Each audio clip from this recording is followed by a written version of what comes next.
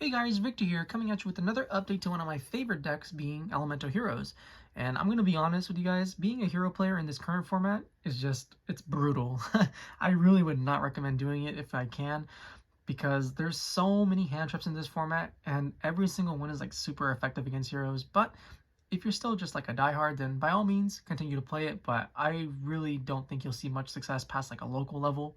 But with that out of the way, let's just jump straight into the deck profile. Alright, so kicking off the monster lineup, we're still going to be playing 2 Elemental Hero Stratos, one of the most important cards of the deck because it searches you any single hero monster that you want. And in addition to that, it's also able to help you, win your trap matchups a lot more easily, because its first effect is actually to be able to destroy spells and traps equal to the number of face-up hero monsters you control.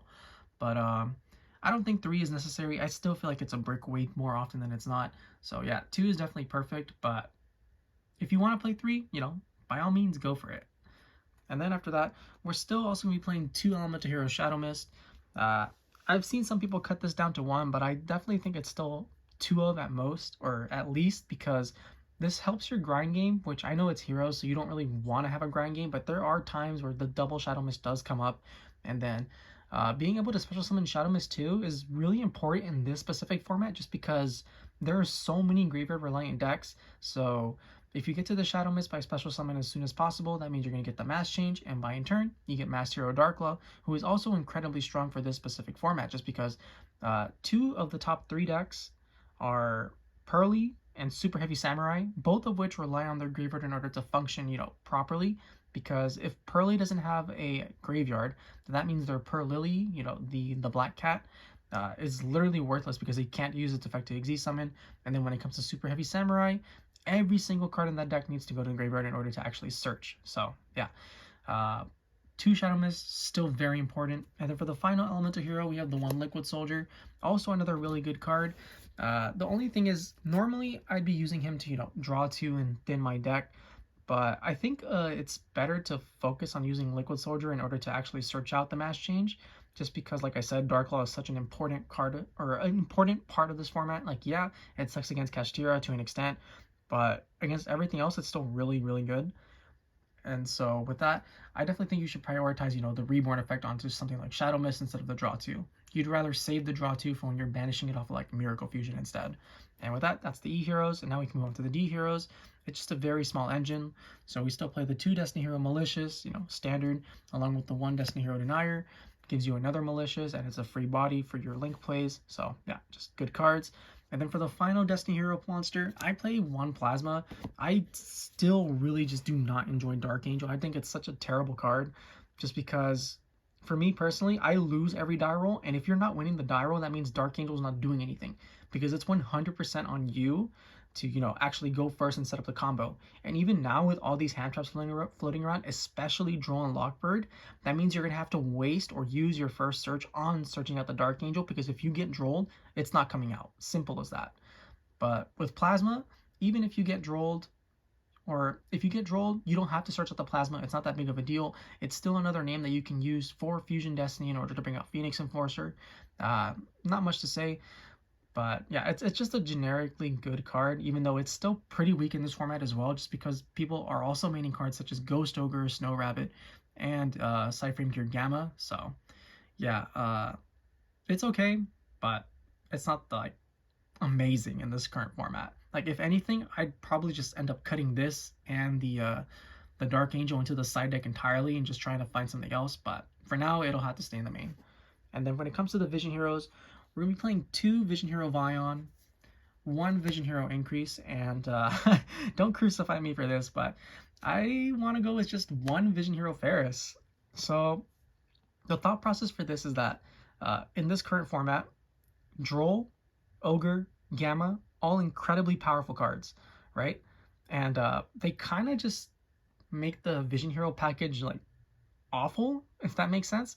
Because let me put it this way: so if you get Drolled, that means at most you're searching off of, let's say you go Vyon, send Shadow Mist, right? You search a monster, that's it. And then that means you're not going to have access to cards like Polymerization or just your entire engine through like Cross Crusader, things like that.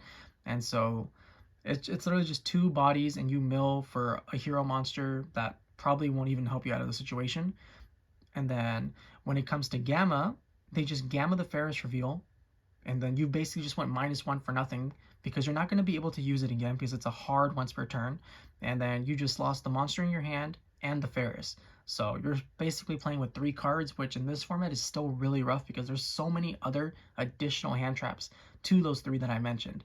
And then we have the final one being Ghost Ogre, which Ogre just completely demolishes this engine because they just ogre the increase, and then yeah, like you lose so much value off of just those 3 hand traps, and that's not even taking into account cards like Ash Blossom, Effect Veiler, Infinite Impermanence, you know.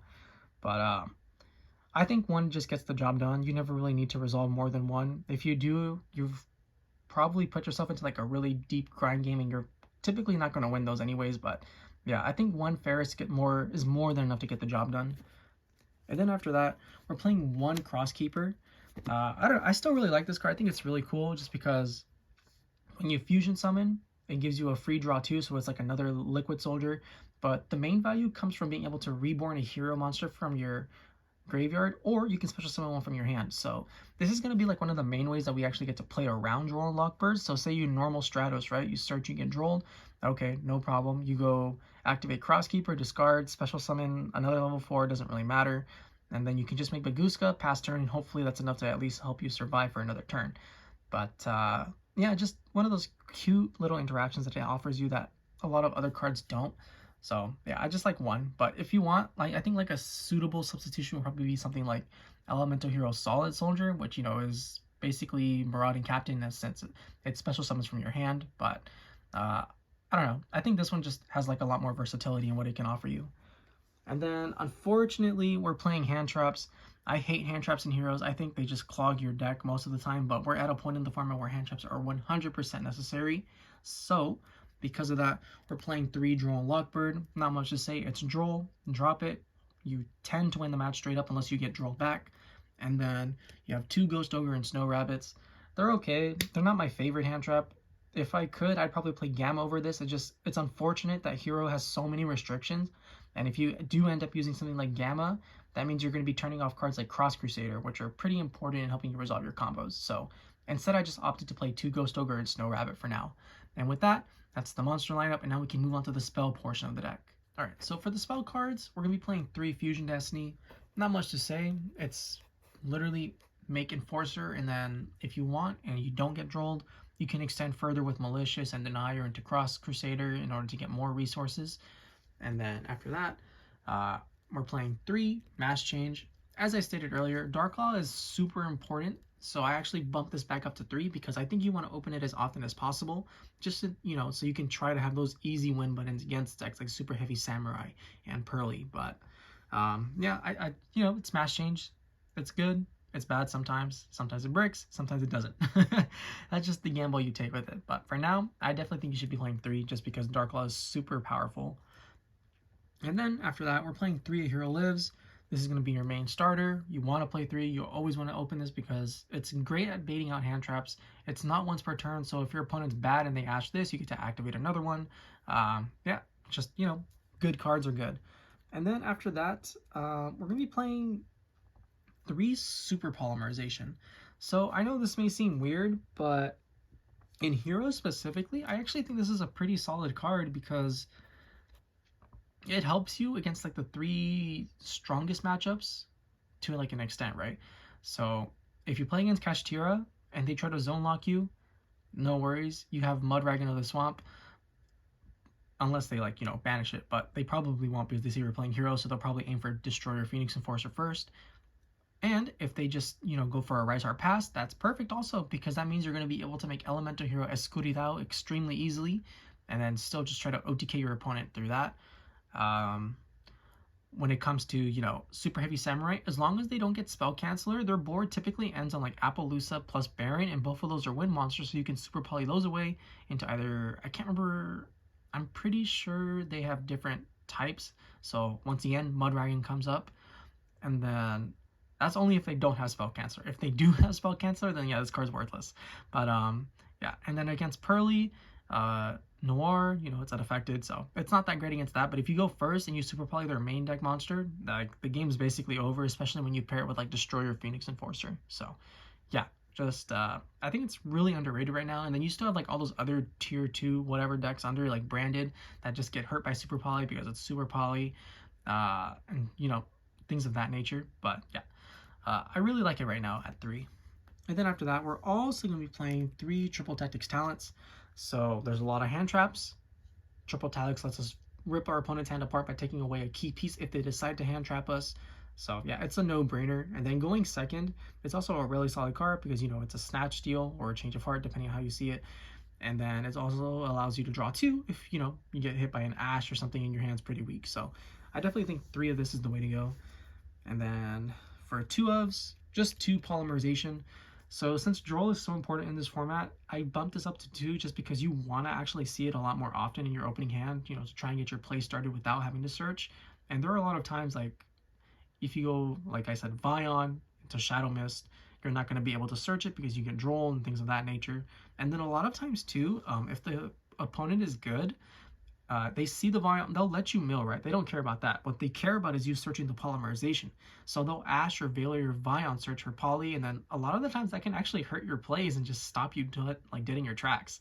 So yeah, I think 2 is really good because it helps you see it a lot more often, and especially like in a hand trap heavy format or like just being able to fusion summon without having to invest too many resources is always valuable. And that's it for the 2 ofs, and then we have a bunch of 1 ofs. So the 1 of Miracle Fusion, the 1 of Foolish Burial, the 1 of Reinforcement of the Army, and the 1 of Call by the Grave. Especially Call by the Grave, really important, especially when you're able to pair it with cards like Triple Tactics Talent, because if they Droll you, you chain Call by, you banish it, then that still counts as them activating a monster, so that you can, you know, Triple Tactics them after, take away another key card, and then, you know, go with your combo uninterrupted. So yeah, with that, that's the main deck. I don't play any traps. I don't think Imperm's that great. But if you want, you could just drop the ogres for it. It's up to you. But with that, yeah, we can just jump straight into the extra deck now. Now, when it comes to the extra deck, I'm going to be starting off with the Xyz monsters first. So we're going to be playing 1 number 41 Bagooska, the Terribly Tired Tapir. It's just a really solid option if you do end up getting Droll and Lockbird, because let's face it, it will happen. There's no ifs, ands, or buts about it. You will be hit by it.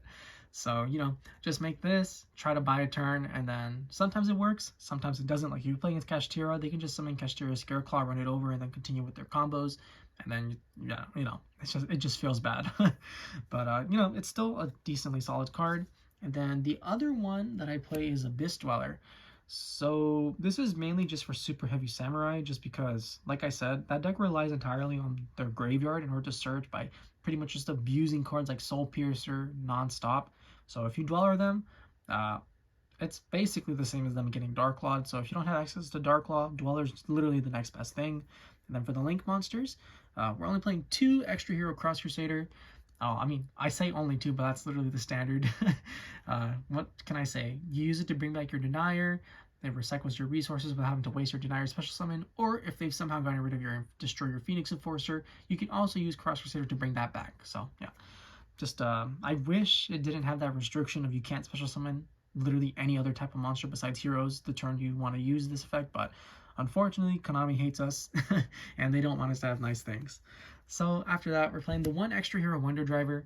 I love Wonder Driver ever since it came out. I think this card has been super underrated, and it's finally getting its time to shine just because people have finally realized that being able to reset key cards, such as your mass changes, miracle fusions, polymerizations, you know, things of that nature, just goes a long way in helping you set up like oppressive boards that your opponent cannot deal with, as well as, you know, just helping you get back your resources more consistently. And that's it for the links. I don't play Dread Decimator because I think this deck already does so much damage. You don't need something like Dread Decimator to help you, you know, actually attack for game. And then we don't play Extra Hero Infernal Wing, I believe is the name, the other Link 2 monster. But that one will definitely be seen play once the new Flame Wingman retrain comes out. So keep an eye out for that one. And then that's it for the links. And then we have a bunch of fusion monsters. So we're only playing 2 super poly targets, the first one being Garura.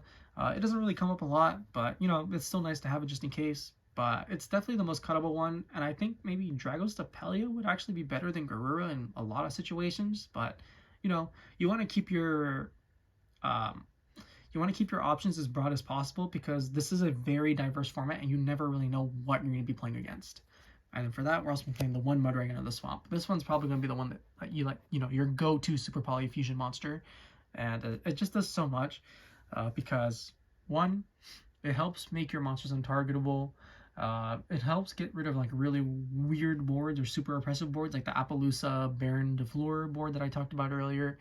It's a level 4, so it helps you give access to cards like Abyss Dweller or Bagooska if the situation calls for it, and, just things of that nature. So yeah, just a solid card, and then we can finally get onto the hero fusions. So we're playing 2 Masked Hero Darklaw. Card's broken, unless you're playing against Kashtira, because then they say, thank you for helping me banish my cards. But if you're playing against Super Heavy Sam, Pearly, even decks like Branded, and especially decks like Mathmech, because that deck needs a graveyard. If they don't have a graveyard, they can't play. Darklaw just auto wins those matchups a lot of the time. So yeah, 2 Darklaw. And that's it for the Masked Heroes. I don't think you need Blast. I don't think you need Acid.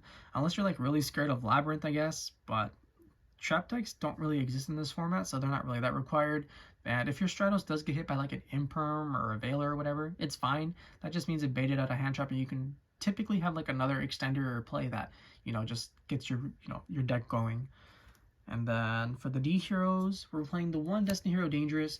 This is going to be your main method of, helping you get the Shadow Mist into the grave, so you can do the Liquid Soldier, bring back Shadow Mist, search Mass Change play. But you don't really want to go for that. It's just a nice option to have if you're really desperate to search out for Mass Change. And then there's also times like into your late game, right, where you just have like a hero monster, or you have a Shadow Mist and like a Plasma or something in your deck. So you just Fusion Destiny, you send the Shadow Mist, you make Dangerous, and Shadow Mist will search like another hero monster, and you can hopefully play through that. And then we have the 1 Destroyer Phoenix Enforcer. We are not respecting Kashtira. Not anymore. We don't care if they rip our extra deck. We're just playing the 1, and we're going to hope that they don't try to zone lock us. So yeah, this card's still really good, really strong. It helps you deal with so many boards. It's super resilient to hand traps, especially Gamma or Ogre. So yeah, just a fantastic card. And then we have the Omni Heroes, or not Omni Heroes, but we have Sunrise, who's basically an Omni Hero. It just takes 2 hero monsters with different attributes. And then it searches Miracle Fusion and boosts all your guys. And with the Miracle Fusions, you can summon your Omni Heroes, being Elemental Hero Escuridao, which is one of your main or most important Super Poly targets, because it helps you out things like a Rise Heart and, just a lot of difficult boss monsters, because lights and darks, or especially darks, are always super prominent in this game. And then we have the 1 Absolute Zero, because it's Ab Zero. You don't make this one with Super Poly. It's typically going to be your go-to play on turn 2 with Miracle Fusion. So, you go Miracle Fusion, banish Liquid Soldier plus whatever else. You make Absolute Zero, and then you go from there. It's okay, It's nice to have a board wipe, but it's not really that needed. If you want, you could probably play something like Elemental Hero the Shining or Great Tornado to make your Super Polys a lot more effective. But, yeah, it's fine. Or if you want to play the other ones like Great Tornado and the Shining, you could also just cut the Super Poly targets like Mudragon or Garura. Just, it's up to you. Like, the extra deck is honestly surprisingly somewhat flexible with what you can do nowadays, because the only like truly mandatory cards you have to play are Phoenix Enforcer, Sunrise, Darklaw, and this one, Wake Up Your Elemental Hero, which is just another fantastic new addition to the deck. Well, I say new, but it came out like 2 months ago. But what it does, if it gets destroyed, it special summons any warrior from the deck, and it gains attack for every hero fusion or every monster used for it, and then it gains additional attacks for every hero fusion used. So if you use more than 1 fusion, it gets more than 1 attack, so on and so forth. So that's the deck. I hope you guys enjoyed it. If you did, please feel free to like, comment, subscribe, and I'll catch you guys next time. See ya!